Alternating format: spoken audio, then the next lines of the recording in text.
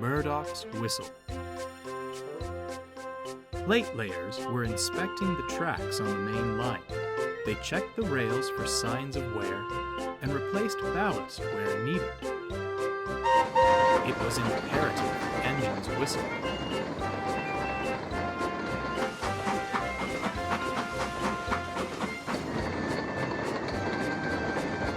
To tell the men to clear the line.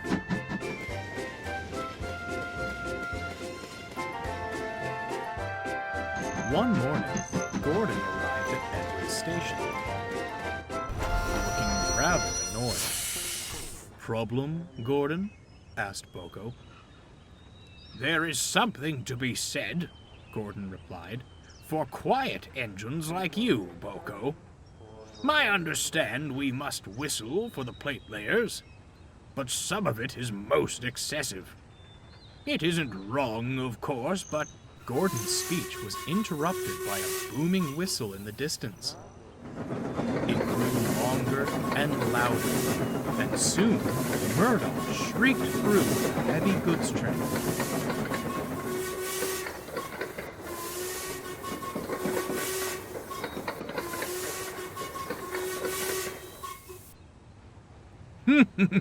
"I rest my case," Gordon harumphed.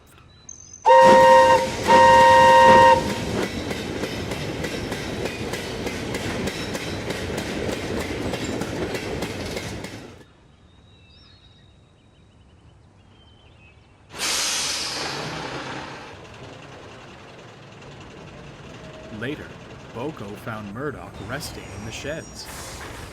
"If you've come to complain about my whistle," snapped Murdoch, "I've heard quite enough from Gordon already." "I'm not complaining. I'm concerned," Boko interjected. "I've never heard you make such a racket."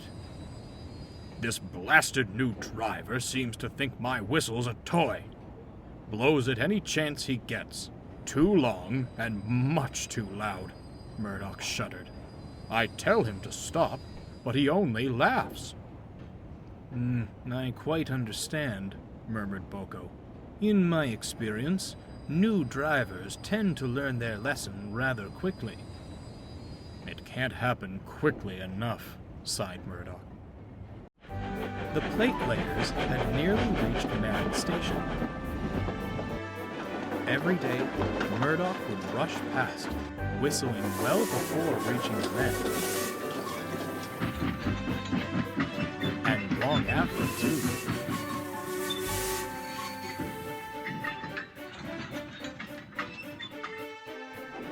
"You're going to wear him out at this rate," sighed the fireman.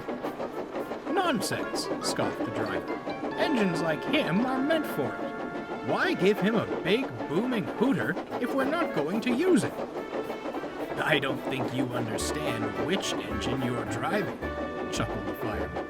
"He'll never want to whistle again after you're through with him." The fireman was right. Murdoch grew increasingly irritated at the sound of his own whistle, and barely said a word to anyone as he scowled down the line.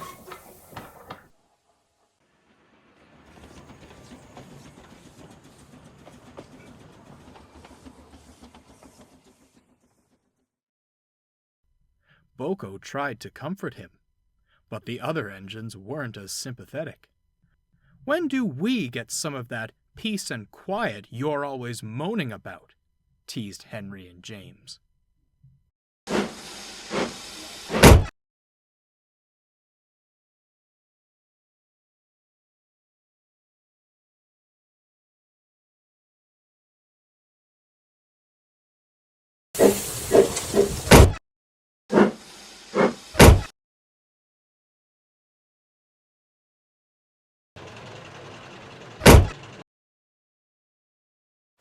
One morning, mist shrouded the island, and a light rain made the rails damp.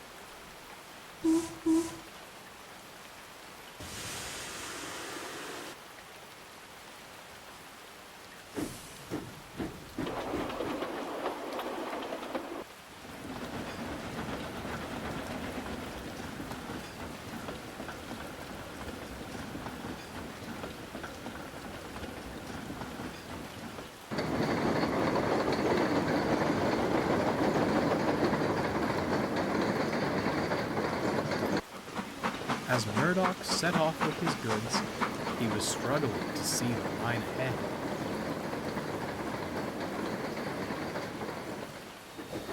All too often, his focus was broken by his own whistle.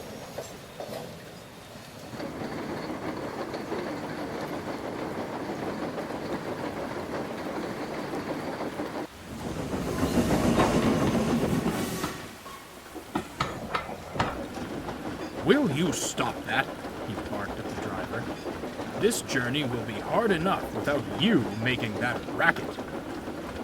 Have to let people know we're coming, especially in this mist, don't we? The driver replied with a smirk. They soon approached Edward's station. Murdoch knew what came next. Gordon's Hill, and a hard climb. Boko was nearby, and tried to hoot a friendly hello. Of course, it was swallowed by the sound of Murdoch's own whistle. He charged at the hill, puffing and snorting until he reached the top.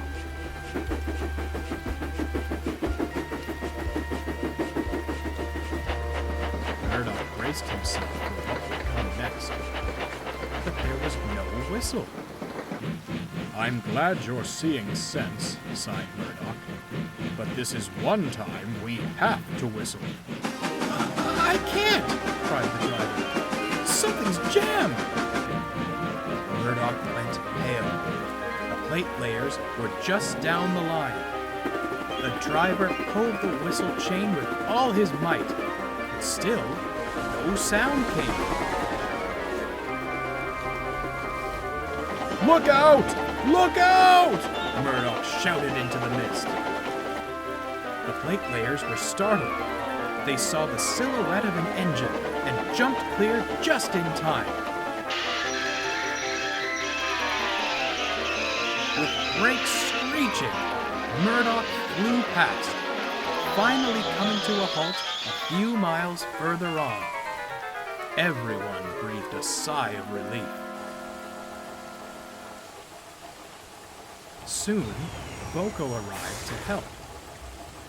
I'd say the lesson has been learned, Boko winked, as he saw the fat controller talking severely to the driver.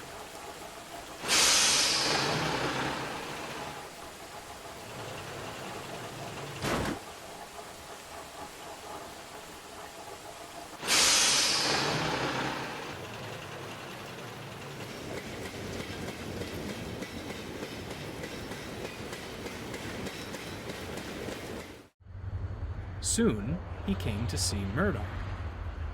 I'm very proud of you, Murdoch. The plate layers tell me you've never been so loud before.